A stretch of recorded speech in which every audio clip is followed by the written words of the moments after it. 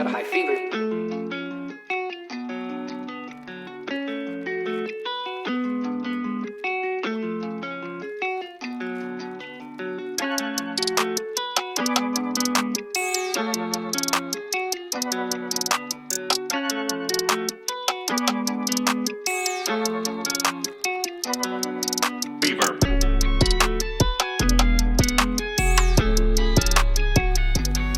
Yo, what you want? It's your boy Big Kalo. How y'all doing? Sorry, I'm gonna set the scene real quick. It's about, what time is it? 5:12 in the morning. I just got off work. It's Tuesday, and I thought, hey, I'm gonna record an intro to this podcast while I got some free time, cause I've been slacking. It has been a month plus since my last podcast drop, and for my plan of trying to do 2 a month, it doesn't look like it's going too well, but fuck it. Once I get this equipment on my own and upgrade it, I'll be able to bring you the content you need right away. So, without further ado, before we get started here, I want to thank Modest Music for recording and letting me use the studios, and hopefully we'll do more work with them in the future, music-wise, podcast-wise, video-wise, all that. So, cause yeah, them are all good dudes over there. I went, recorded in their studio, got together with a Mankato musician, and as a kid, he's got a pretty impressive resume. You know, he'll tell you all about it, but recently, new world record holder, guitar player, musician, singer, songwriter, good vibe tribe leader. What's up, y'all?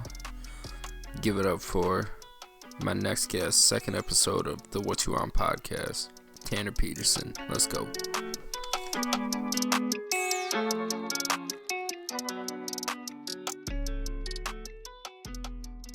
All right.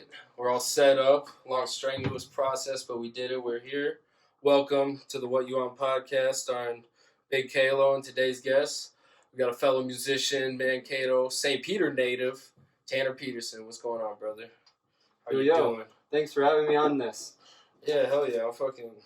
I'm excited because I'll just get into it for like the intro. When I first saw you downtown playing guitar, when I first started going downtown, turned 21, met my girl, and our favorite pastime is, getting sloppy, drunk down at Blue Bricks in that little corner. So, but then one fateful night, I saw a guitar player, young blonde-haired stallion, and I was way too drunk for my own good. I said, hey, I need you to play me a song right now. And you said, what? What song? I was like, Danny California. Busted right on into it. We duetted the whole song. Forgot some of the lyrics, but yeah, it was... Facts. Yeah, it was magical. Yeah, shit like that. Oh, that green tea. How's your green tea? That shit good? Pretty good. I'm pretty sensitive to caffeine, but tonight's a special occasion. Hell yeah, that's what I'm talking about. Hey, you can scoot the mic closer to you, get more comfortable, so lean back or whatever. Alright, so we'll get into this started. Let's see, what's on my little cheat sheet here. I want to go back to your roots, as a child. What do you remember your first musical memories, like, where, I don't know, you remember hearing a song and getting super excited, singing a song while you were young, just anything like that? That's a great question. I actually do.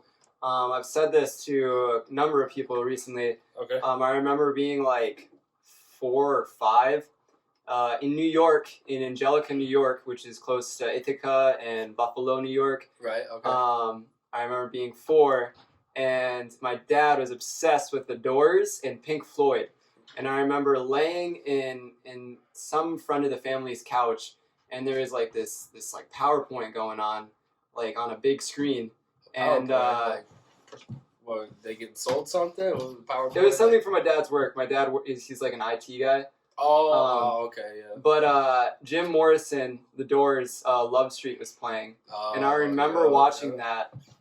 Like I was just watching like this presentation like go by while that song was playing, and I was just so mesmerized by that song. I remember like so distinctly, like just every single second was just like super like fascinating to me and everything. Oh yeah, hearing Jim Morrison as a child, that's probably nuts. I can't remember hearing Jim Morrison as a child, honestly, but I was very classic rock oriented as well. So yeah, it was just something about hearing the guitars and that piano, Ray Manzarek, like he was that organ, and then him just speaking poetry over all that shit.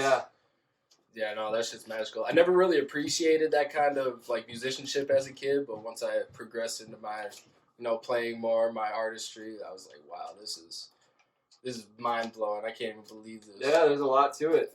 All right, but then all right, so from there, I guess as a kid, what was the music like in the house? Was your parents very music oriented? Any instrument players or? Yeah, so my grandma, she plays piano, and I just recently started taking more lessons from her. Much love to my grandma. Hell yeah. She's amazing. She's one of the best piano players I know, still to this day. And she doesn't really take any credit for it, but she's super humble and everything. Well, but she's amazing. Sorry to interrupt, but was she just like a classical pianist, like concert piano, or? She mostly played for her church, but she did tour back in like her 30s or something. But that was before I was alive. Right, of course. But she did a lot of touring with like this music band. It was a lot of like classic, old school music, like from like the 50s and stuff like that. Oh, okay. So she's very, very old school. So I learned a lot of history from her and everything. Because that was an interesting time in music, because that's when like they first started I guess not really the startup, but like mass marketing of music and musical artists and stars, and they started trying to make musicians giant. Yeah, everything was just booming, and it's kept on booming and booming, and now everything's just kind of turned into like it was huge currents that were being created, and now it's just a bunch of tiny streams. And there's more opportunity than ever before nowadays, thanks to all of that. The internet, straight up. That industry booming for the past like almost 100 years now. I mean, right when the internet started, the first thing that really, got fucked up was the music industry, because like with Napster, because those were, right when the internet started up, early 2000s or whatever. Yeah. Yeah, because I remember being a child and people were like, oh, what song do you want? I'll download it right now. Boom. And I was like, what? This is insane. But now with streaming, that's just commonplace. Yeah, and I got in some pretty interesting conversations. This has been on my mind a lot because I just recently got back from South Dakota. Right. But I had some pretty interesting conversations with my grandma because she just told me how everything works back in her day, basically. And I was trying to explain to her how everything is now with like social media especially, and just the way that probably just basically like entrepreneurship is kind of becoming a trend now and everything. And being a musician, you're basically an entrepreneur. So you got to look at your music as a business. And I've really learned about that. I was trying to explain that to my grandma, and she was just like, that's not the way it works. And I was like, Grandma, like, it's just things are changing so fast right now. And it's so important for anyone who wants to be a musician. I'm really learning this, that you got to like see what's happening. Like TikTok just recently came out and everything. Right. You just got to take full advantage of whatever is in right now, because things are all of a sudden going to change again. Oh yeah, no. I mean, especially nowadays, it's really easy to recycle trends, and something's in fast and something's out. But that's kind of a funny concept I've been thinking of too, because at the end, like I think of like painters back in the day, like Leonardo da Vinci, guys like that. Like when they painted something, was it because they wanted to be great, or was it because they had a vision of something beautiful and they said, I got to get this out somehow? Yeah. Like maybe it was just some anxiety that was going on within them or something. But then as you progress and get into this modern age and you realize, anything can be used as a currency. Yeah. Anything can be sold. Yeah. Especially music. Like, take something so abstract as sounds and like vibrational waves. Yeah. And to put a dollar value on it. Yeah. And not even based on, the value. It's just the value of the person, how many eyes they can get on them, how many people that they can be sold to. Yeah. But yeah, like for someone who wants to, supplement their income off of music and not have to work a regular job and do something they love, part of it is, that's just the route you got to take. You have to want to be, Yeah. You have to want to be business. You have to want to be fucking profitable. You have to want to be, ready to be sold. Like selling out, that whole situation back then. Oh, he sold out. He's taking money from it. Why not? Yeah. Why not put himself in a better situation for him, his family, his kids? Yeah, Yeah, it's interesting. I think there's an art to business as well, and it's just the way that the times are and everything. For sure. And yeah, I mean, every I was just having a conversation last night. Every artist, every great artist knows how to properly steal. But it's hard to steal. It's hard to steal from the right sources and everything. Right. So I mean, I think of that with like, hip hop in the '90s was sampling. All those were disco songs, old Motown songs. It's like, all great music has been recycled at this point. Like melodies, scales used. Like, I rarely hear music where I go, that is something I've never heard before. Something I can't even imagine. Yeah. Well, I learned even that like the Beatles and like really big, and even Bob Dylan. I didn't even realize it, but Bob Dylan and the Beatles, their first debut albums were like 80% covers. Yeah. So like they started out playing all those old rock songs. Elvis. I mean, those were covers from Chicago blues musicians. And, all of those artists stole like in the beginning. Like they made it their own. So like it's like don't take it the wrong way. Like you take the great ideas, but then you morph it into your own originality. Well, yeah, and that's just playing the human psyche, like something familiar, something that triggers a memory for someone. It's a lot easier for someone to gravitate towards that than finding something out of the blue that they've never heard before. Yeah. That was a nice little segue, but let's get back to this. So when did your grandma start teaching you piano? Was she adamant on you taking lessons as a child, starting to learn like that? Yeah, so when I was like around the same age, 4 or 5, I remember her giving me piano lessons, and I remember me like hating it, basically. Oh yeah, for sure. But to a kid, that's just it was so hard for me to just stay focused, and I didn't have much motivation towards it. So it was always there for me as a kid. I remember watching old like tapes of like me like just messing around with guitar, and I don't remember that, but I remember seeing like the tapes of me doing it. And my dad, he plays guitars and drums. Luckily, it's all thanks to my grandma and my dad that kind of morphed the way that I'm wired now. My grandma played piano, and then my dad, he played mostly drums and a little bit of guitar. So all of those instruments were available to me since I was a baby. And that's the bread and butter right there. If you can play all those, you can pretty much play anything, and like not wind related, but.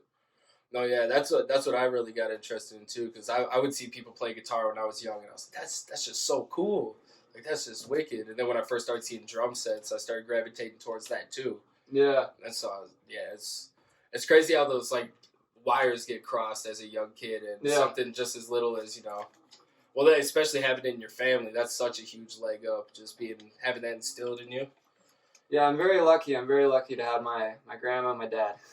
Hell yeah. All right, so from there, did you ever play any music in school at all? Like any part of the school band or? I didn't join choir until I was in high school. Okay. But I started my own band when I was like 2nd grade. Oh. When I got my first electric guitar, and we played "What I Like About You" and "Wild Thing." All right. What about these band members? Were they just musical prodigies too, or what? Yes, Dylan Durham. Shout out to him. If he watches this, that'd be the funniest shit in the world. But am I allowed to swear on this podcast? Dude, I've dropped so many F-bombs. Okay. I've lost count. I wasn't sure. But he's from New York. It was when I was still living in New York, near Buffalo. It's this little village of 900 people. It was basically just me and Dylan. And we would just jam in his dad's music room.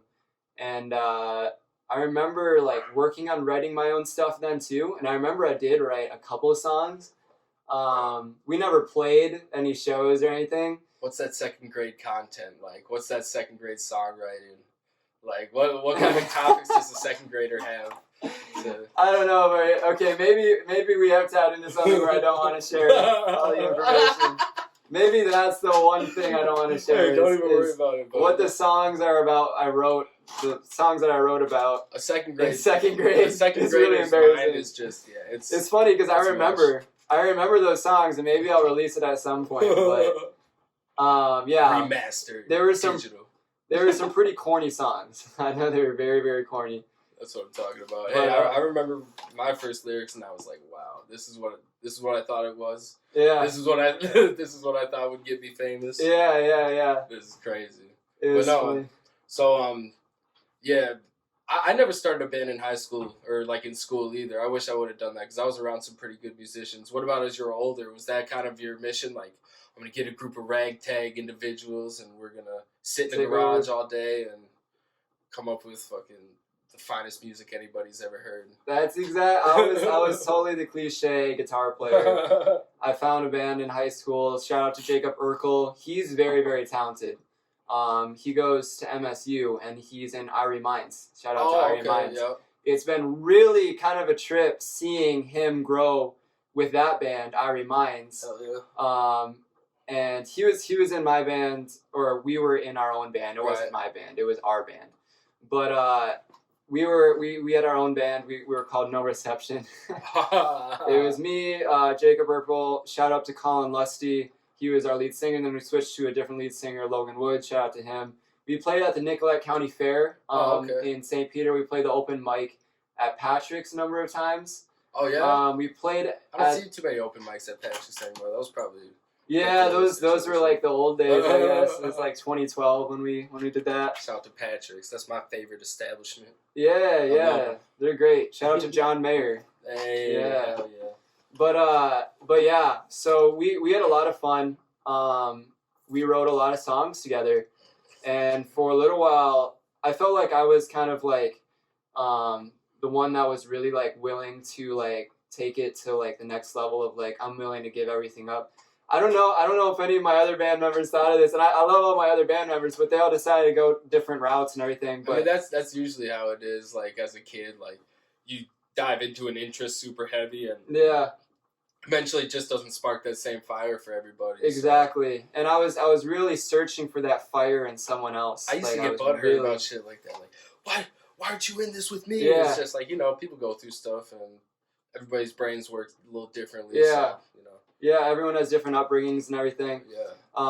Yeah. There just came a point where I considered like dropping out of high school, like the classic guitar player. I guess I was ready to dive in. I was really, really ready to dive in. Like the thought of me being like, I know my parents and my grandparents they don't like to see me put myself into uncertain situations, but it seems so like romanticized to me to spend like just to move down to LA with like no money and just like meet people there and like just go on the side of the street and start busking. Like that was in my dreams when I was like 15. I really, really wanted to do that, and I was like, I knew that I had to wait like 3 more years or whatever before I could graduate and actually do it. So those years were tough, especially the last year, senior year. Like, holy crap, man! Like, being a teenager, I'm grown. I can handle this. Yeah, I can do this shit. Yeah, I mean, I was the classic angst, like angsty teenager. But I was on that same shit too. I thought I had it all figured out. I thought I had it all figured out. And yeah, I've learned that I don't have it all figured out. But I did know from back then that that's what I wanted to do. And so right when I graduated. Our band, No Reception, both of the singers were turned into barbers, so they're now barbers. The bass player, he's still playing music. I'm really glad. I'm really proud of you, Urkel, for growing with Irie Minds and everything. That's really cool, and I'm proud of all the other band members too. All the rest of them went to college and are getting pretty much normal jobs and everything. and throughout your teenage years, when did you really start diving into like what music like shaped those? Like what albums did you have on repeat? Like okay, cool. Because I know those teenage year music, like it really shapes who you are. Yeah, I was really, really heavy into classic rock in the beginning. Right. Like Pink Floyd, Led Zeppelin. Like in middle school, like I went through that phase like heavy, like AC/DC, like Slash was like my absolute idol. Like he was like a god to me and everything. I got a Les Paul when I was like 10 years old. Shout out Gibson. And I would play Slash solos just like nonstop all the time. And that was cool. That was my first lick I learned on guitar was Sweet Child of Mine. Yeah. That intro. I was like, let's go. It was so cool. Like it was just like there was nothing cooler than that to me as a kid. Like that was like the coolest thing. So I listened to a lot of classic rock, Metallica, and then I slowly started morphing into lighter music. I got really into Red Hot Chili Peppers. Okay. Yeah. It's kind of interesting how when you discover... It's funny you say lighter music with them, because they were a punk band, like in the 80s and shit. Like, yeah, I guess. Like, and some of their shit is like pretty heavy. Like I've been to their show a couple times, and they have those moments where you can vibe out, but they got some jump around shit, like a lot of their music. But no, I can see what you mean by lighter, like coming from Metallica. Yeah. Like I was into like Metallica and like even like Avenged Sevenfold at one point. Hell yeah. And then the Shredders. And then our band was started like it was right when we switched singers pretty much to Logan Woods.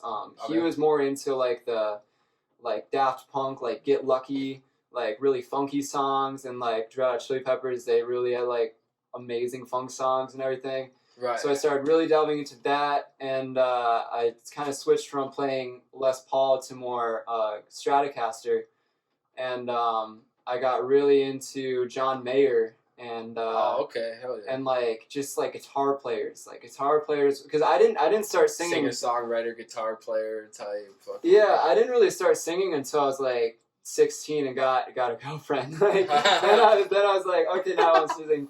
But before then, I was just like love songs, baby. But like I was really into guitar solos for a long time, and like Cliffs of Dover by Eric Johnson. That song, like it's just funny how like you can dive into an artist and it kind of brings about like an awakening in you. Right. It like awakens something that's like lying dormant in you, and then it feels so good to like just channel that out and everything through like playing guitar or whatever instrument.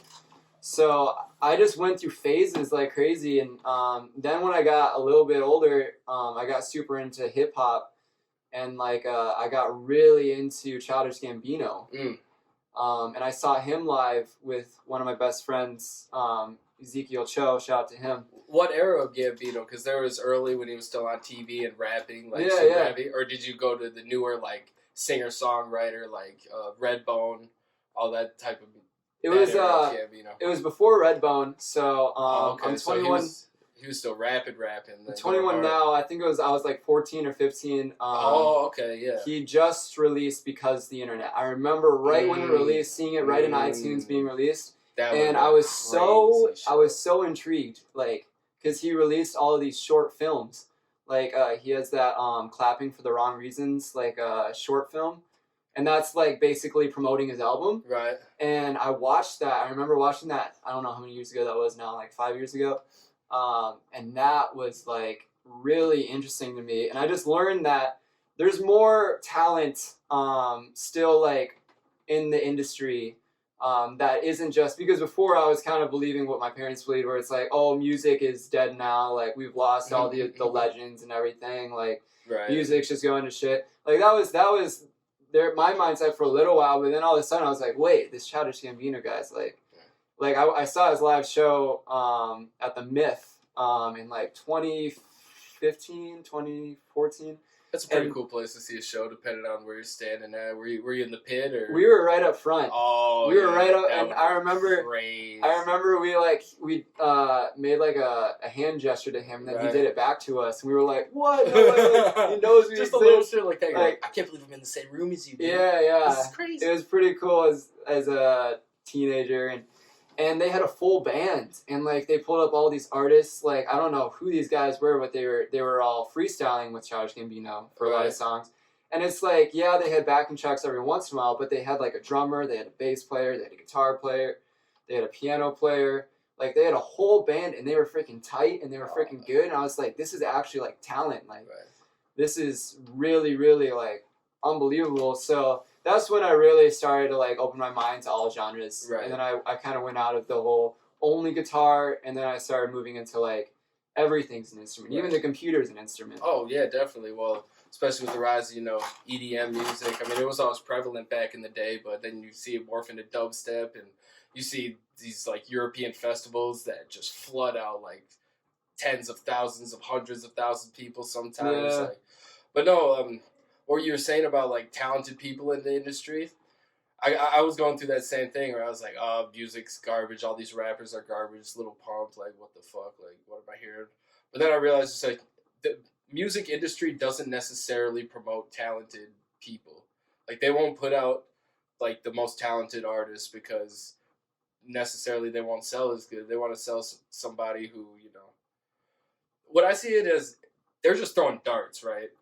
They're just throwing so much shit at the wall, and they're hoping they hit that bullseye to where they can coast off that or build off that for like when that's why I felt weird about dropping music, because it's like, it's just a drop in the pond, but that's what all this shit is, depending on how much money you're putting behind the advertising for it.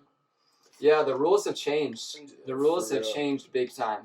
And then you hear about streaming manipulation and shit too. That's why I don't really. That's why I'm not going to stress about it that much this year anymore, because it's somebody's going to hear it and connect to it, and if you change somebody's life, you get them thinking differently. It's a step in the right direction. And I agree with that. But I also think that people aren't stupid. Yeah, like, the average listener isn't stupid. Like, the average person just isn't dumb. Like, everyone's got like a gut instinct, and they can pick up on real and fake and everything. And they can kind of get who a person is pretty quickly. And it's like, if you're putting out really, really like fucking good music, like, people instantly are like, this is amazing. Right. Like, I think of like someone like Tosh Sultana, who's like kind of in like my market. Oh yeah, I've seen her. She has the pedals and shit on the street, and I heard some of her recorded music too. She's incredible. So like, I'm sure that she's got amazing marketing backing her music as well.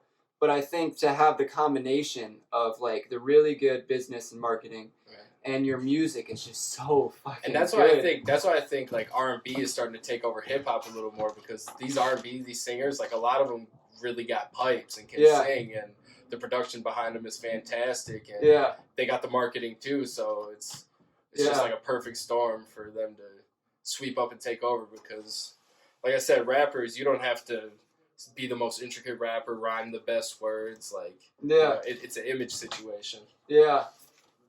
No. Alright, so you graduated, you're still wanting to move out to LA and just struggle as a musician. Where'd you go from there in your musical journey then? So I graduated a little young. I was 17 when I graduated from high school, so I had to wait like 6 more months. And I worked a landscaping job during those 6 months, so I was just saving up. Okay. And then it's the day I turned 18. I shit you not. I flew to California, Southern California, and I worked on an organic farm. Oh, okay. Called Chandler Springs. Shout out to them; they're amazing.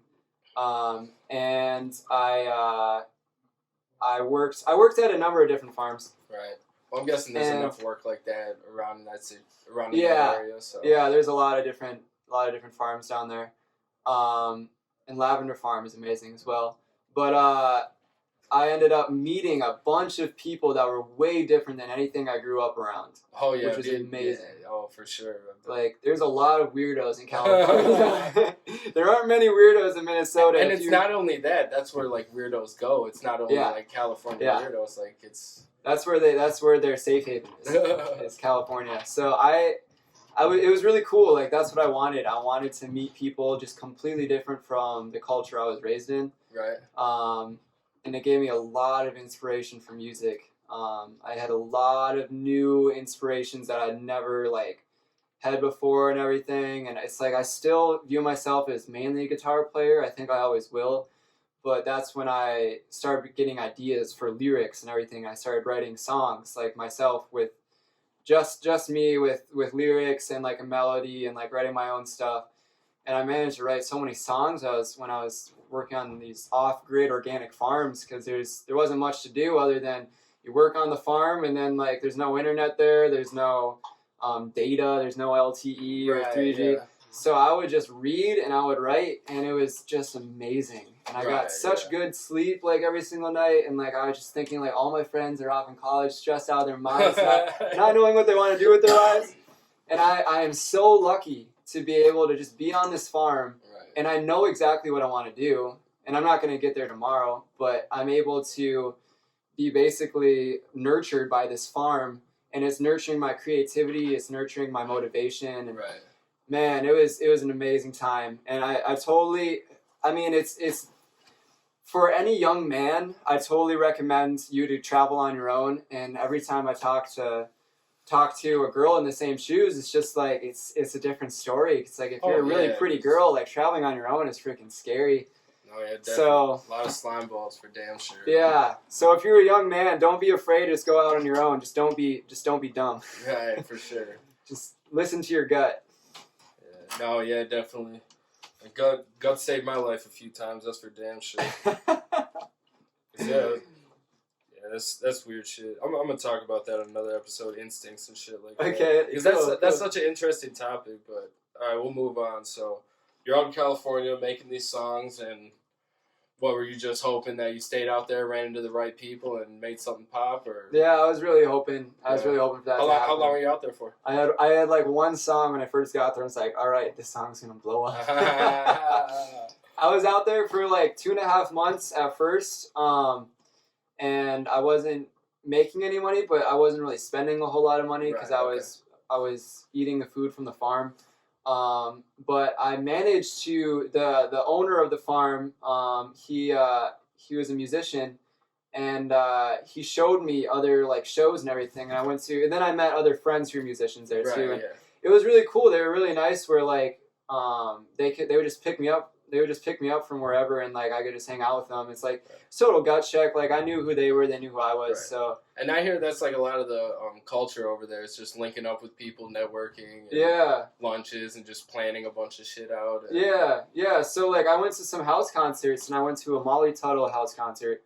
I had no clue who she was, but she's actually a pretty great singer-songwriter in the Americana music scene. Right. And it was cool being 18 and being exposed to that. But I got to meet her and everything, and I saw her house concert and everything. And hell yeah.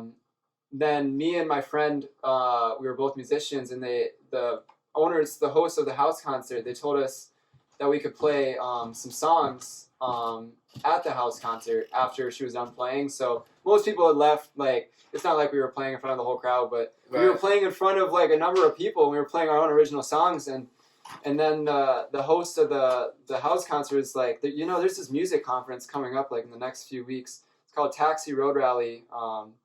It's by an A&R, independent A&R music company. And I was just like, holy shit, this is exactly what I want to do. And I was like, I've got like $500 in my bank account, and I was waiting for exactly something like this to spend it on. So instantly, I got tickets to this music conference. I got tickets to like stay in a hotel and everything with my other musician friends. Right. And we all pooled in money and everything, and it was pretty rustic, I guess. We all took the same car together up there from the farm.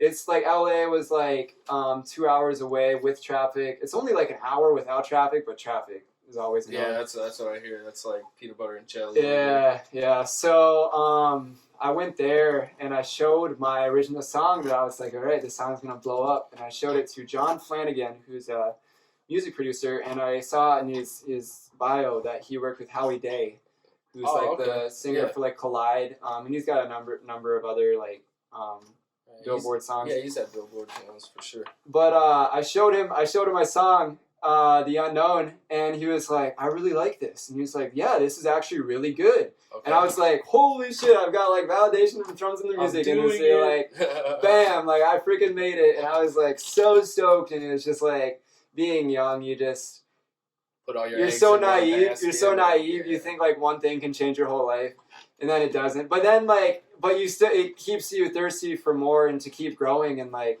then you learn more and everything. And I mean, that's why they call it a break. It just depends on what you do after it, exactly. That's a good way to put it. So yeah, I made a lot of connections there. I got to take really cool classes, songwriting classes, and just marketing classes. And it just felt so good to be like around people who had that same fire. Mm-hmm. Like everyone there had the same fire that I had or whatever. Exactly. And like I was just like, this is exactly what I was looking for. And I found out about other music conferences there through vendors and everything. I found out about Hawaii Songwriting Festival when I was there. And I saw that, and I had the same exact feeling that I had when I was like, okay, I want to go to California and like spend some time there. It's like I want to go to Hawaii and I want to just experience the culture there. Right. Because I always knew about Jack Johnson and like Jason Mraz and like Kobe Calais. And right. not all of them lived there, but like a lot of them had spent time there, and I saw how. And you could really see it in their music. It must have been a huge influence. Exactly, exactly. So that was always there in the back of my head, and it's like, what is that? What is that like? What does that taste like? What is that essence like? It's like you kind of have to go there to really like know. So the next year, I ended up going back home for the holidays and everything. And then I worked like a landscaping job and a bunch of other jobs here in Mankato. But then I saved up my money again. I did the same exact thing that I did when I was in California, but this time in Hawaii. Right. When I was 19. Okay. So I went to an organic farm there, and then I had an even cool another wave of inspiration and everything. And those two trips are the most the biggest inspiration. Those two trips are some of the biggest inspiration that I've had for my songs. Right. So for any artist that really wants to learn how to inspire yourself, where you can write songs that you didn't know you could write, you got to go out of your comfort zone, and you got to meet people you've never met, and you've got to go to places you've never seen. You got to get out of your hometown. Some of the best songs ever are about traveling, like Beatles, Beach Boys, like it's kind of crazy. I never really thought of it like that. Like, I mean, even I went and visited a buddy out in D.C. and I didn't really get any musical inspiration about it, but it's just like, being in a different setting, it like resets you or gives you a different like type of vibe to bring back. But I've heard before from some, I think like Jordan Peterson, the psychologist guy. Right. He said that when you travel to a new place, it actually like new cells in your body is like that's been lying dormant. It's kind of like listening to new music. It's like something that was always in you but never was brought out. It comes out. I guess just depending on how far you travel, but in some places you're going to a whole different climate, like climate zone, like different environment. So you're definitely bringing back something with you, like it changes who you are for sure. That's tight. All right, so after these two trips, when did you start going downtown busking heavily? Because that's where I see you mainly now doing music, and I feel like every time I see you, there's a new group of drunk assholes around you fucking screaming, singing off key and shit. So I feel like you're kind of like making a way for yourself down there. You're kind of like a staple of, downtown. Because when I first started going downtown, I would see you and maybe a couple of other people. But now it's just you. So it seems like you cornered the market, drove out the competition, strong-armed them or something. Like it's some gangster shit. I love it. So, but no, I was just wondering, like, what inspired you to start doing that heavily and being, Thank you. It was definitely out of my comfort zone. The first time I went busking was in Nebraska when I was going on a road trip down to California. My friend Maggie, shout out to her if you're watching this. Me and her, we played a couple songs at like a grocery store in Nebraska, and it was the most awkward thing in the world. We were like, what the hell are we doing? Like that Walmart kid yodeling type shit? Yeah. Like people were giving us some pretty funny looks. I couldn't even imagine doing that. Like I remember, I've had a couple weird gigs, but never like just set up in the store like, hey, yo, I got something to say. Yeah.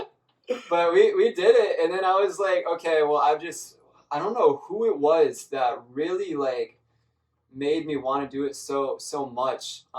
It was just, I think I remember being in high school and I saw someone else. He had like, I don't know what his name is, and like it'd be great if I saw his face. I don't even know if I'd recognize it anymore. But I was like 16, and I was at that point where I was like, I got to get the hell out of here, out of this town. I gotta grow and like do what I want to do and everything. And I saw right in St. Peter at the grocery store, there's this guy with like this little piece of cardboard with like a Sharpie. He wrote, "Need money for gas," and he was just strumming his guitar with his guitar case open. And I remember I tipped him like $5 or something, and I was just like, dude, like, can I come with you? Like, I don't know where you're going, but I'm going to come with you.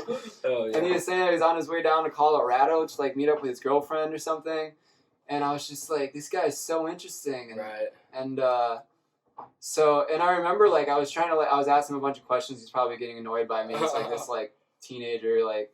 And Start then dropping dollars. And then he was like, I just need to drive, and like he was just like, I gotta go. Like he's like, I just need to drive and think or whatever. And I was like, man, I wish I could come with you. So that really stuck out in my head when I was younger, and I was just like, I want to do that. Right. Like it just seems so like gangster, I guess you could say. Like it feels good to be able to make money on your own. Right. Like I mean, it's it's entrepreneurship that it's at the base essentially. Yeah. It's you being on a street corner, advertising your music to whoever's there, like and like it's the most grassroots you can get. Yeah, and I don't know I don't know a whole lot about like the culture, but I know that like if you're like a drug dealer, for example, you can become like a really good entrepreneur because you know how to make money. Right. Yeah. Like exactly. You know a lot of valuable stuff. Like and like I'm not saying that I want to like become a drug dealer.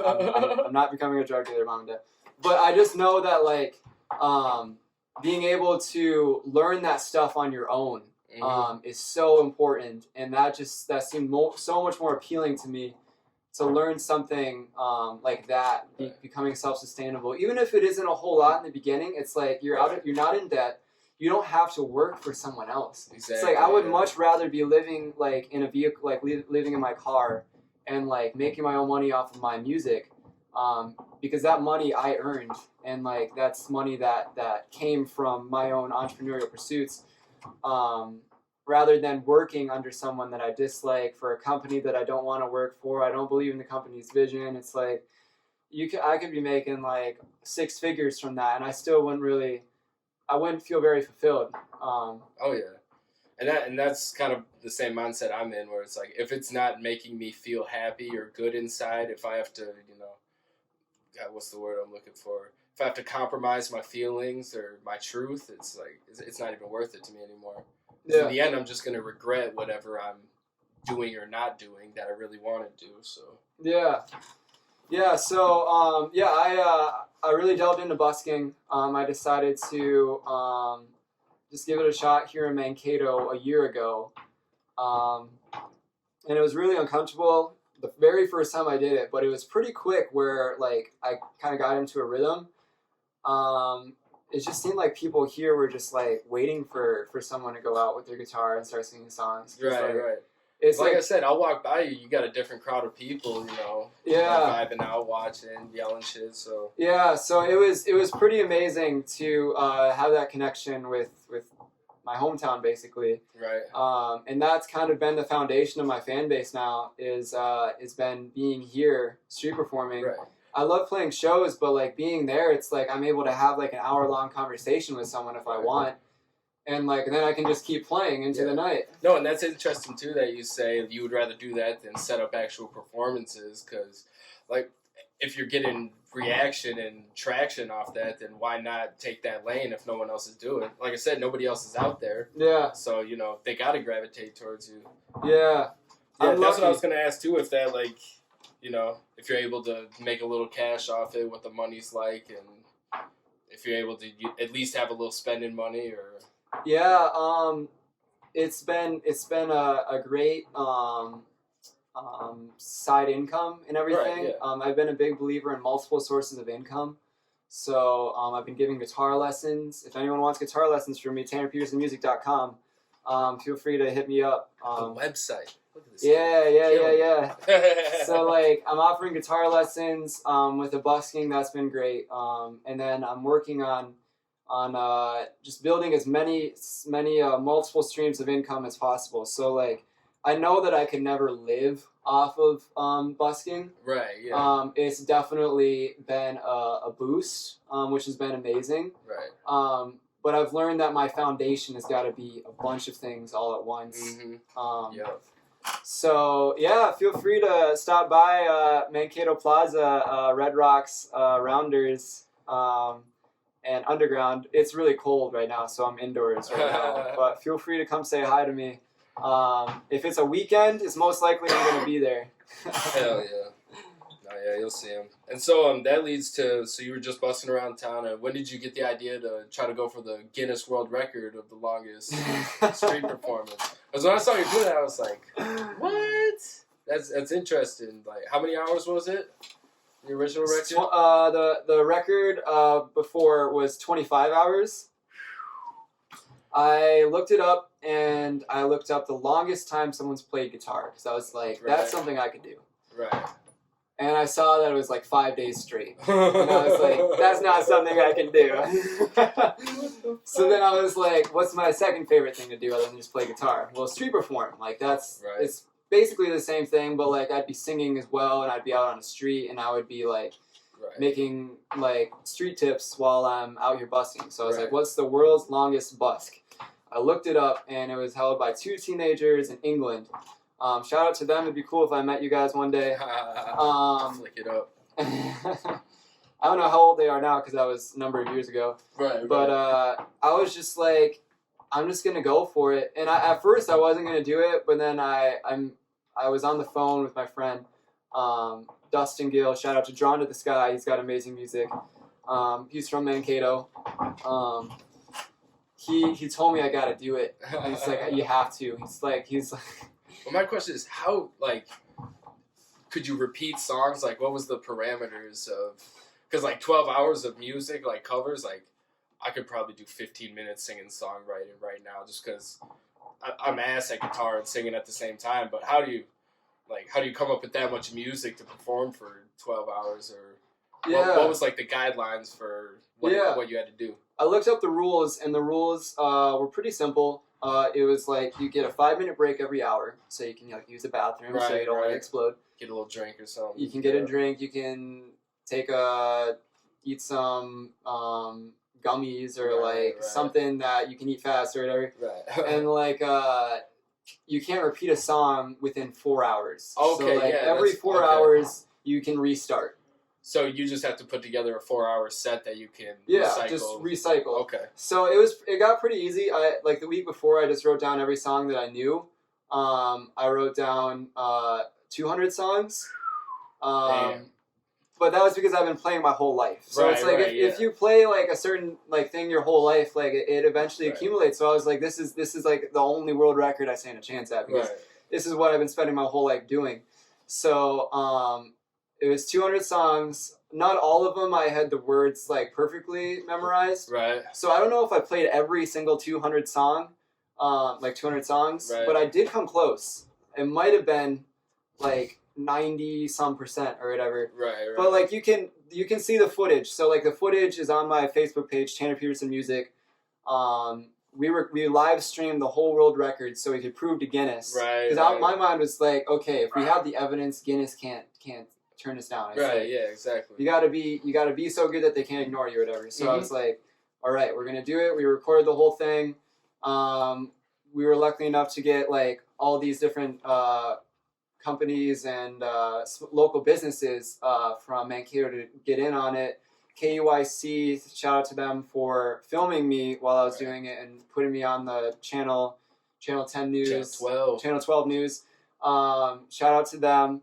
And for like the free press and everything, and it was really cool. It was. No, yeah, I saw it pumped around all over the place. Like I made it to Twitter. Like I was like, it was crazy. Yeah, Mankato, like we all full sent it together. Like it was a community thing. Like if I was to just be out there doing it completely by myself, like it wouldn't have been what it was. Like it was like the whole flipping 26 hours. Like, one thing I regret, because I was getting off work one time, I was like, yo, he's doing it right now. I should drive up there and be like, yo, what's up? Just head out, but I'm tired. I get off work at like 4:30 in the morning, so I was like, no, I'm going home. But I was debating. It was a coin toss for me. I was thinking about driving in and checking it out for a little bit. Well, I'll be honest. It was overwhelmingly positive. It was a lot to take in, and I mean, if you see the footage of me right when I finished, like you can tell that I was basically done. Right. I was just like, I wanted to be in a.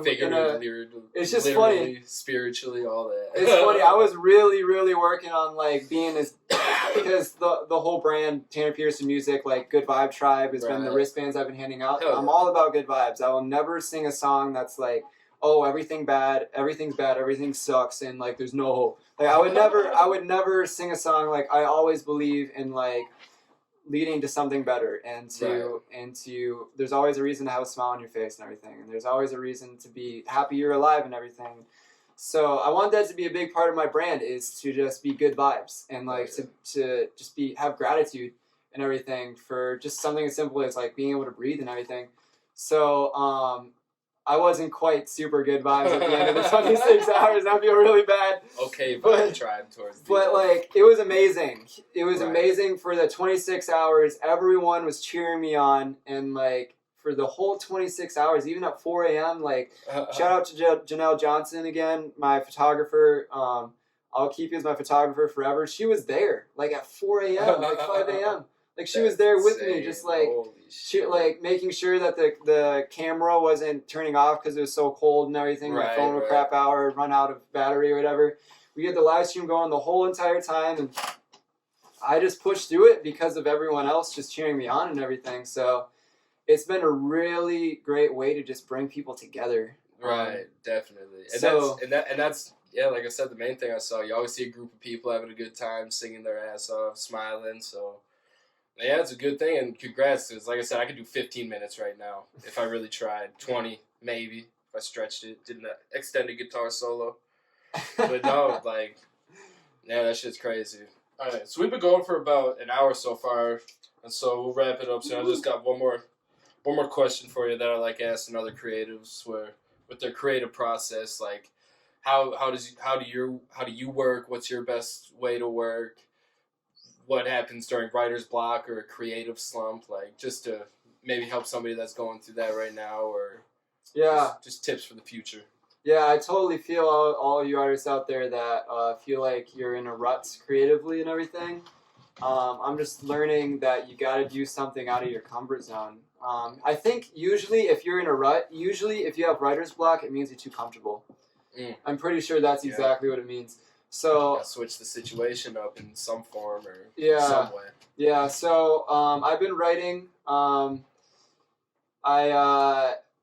working on writing a song a day. It's just inspiration tends to come and go, but as long as you're always ready and you keep your pencil sharp and everything, like you're ready. Like your instrument is like tuned up for once the inspiration comes to you. So I've been really working on that. I've got new music coming out on the way. I'll be releasing a new single within the next month.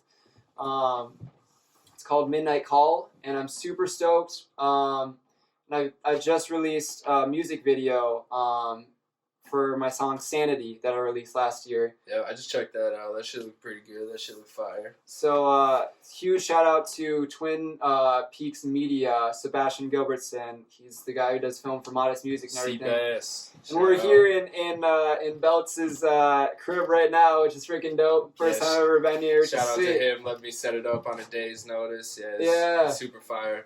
But yeah, if there's anything else you want to plug, tell people where to follow you at. And TannerPetersonMusic.com. You can contact me there on any platform, Tanner Peterson Music. I've been writing a lot recently, so I'm planning on releasing a lot of new music this year. I plan on staying out of my comfort zone the whole entire time. Yeah. So it's going to be a good year, 2020. So feel free to just hit me up. I'd love to just meet you and connect with you and help you follow your dreams as well. Hell yeah. All right. Thank you, sir. Awesome, man. Good podcast. Thanks for coming through. And yeah, hopefully we can collab on more in the future. You're always welcome to come on here and advertise albums, music videos. Just want to chat again, let people know what you're up to. We can do that, all right? Dope, man. All right, cool. Thanks It's so much. Cloud 6, bitch. I'm asking what the fuck you want. What the fuck you want? Baby on the mix. Let's go.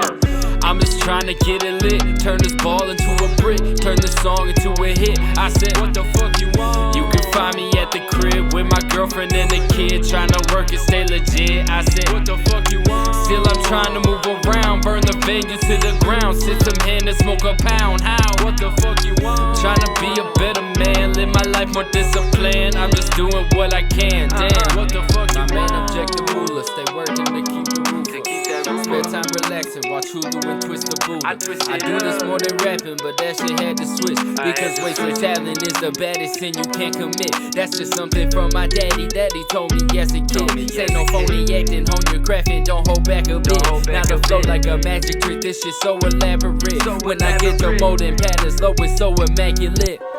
I was with the homies cracking whips. Had the license, was getaway driving when we had the dip. Couple chases, had to spin it like I'm racing at the finish. The only time that I got caught, I was dolo, I was drinking. I was tripping over a chicken that was living in Vegas. I was about to fly around and get to spending my paper. Now it's about 4 years later in the mode shits, I'm over with it. Now I'm relaxing, dropping hooks just like I'm going fishing. Cause I'm just trying to get it lit. Turn this ball into a brick, turn this song into a hit. Shit, what the fuck you want? So you can find me at the crib with my girlfriend and a kid, trying to work and stay legit. Shit, what the fuck you want? So still I'm trying to move around, burn the venue to the ground, sip some hen and smoke a pound. How? What the fuck you want? Trying to be a better man, live my life more disciplined. I'm just doing what I can. Damn, what the fuck you want? I'm just trying to break a sweat, going hard, pay respect, flow to bars, get a check. Bet. What the fuck you want? I'm just looking for the plug, brain cooking off a drug, straight crook like Donald Trump.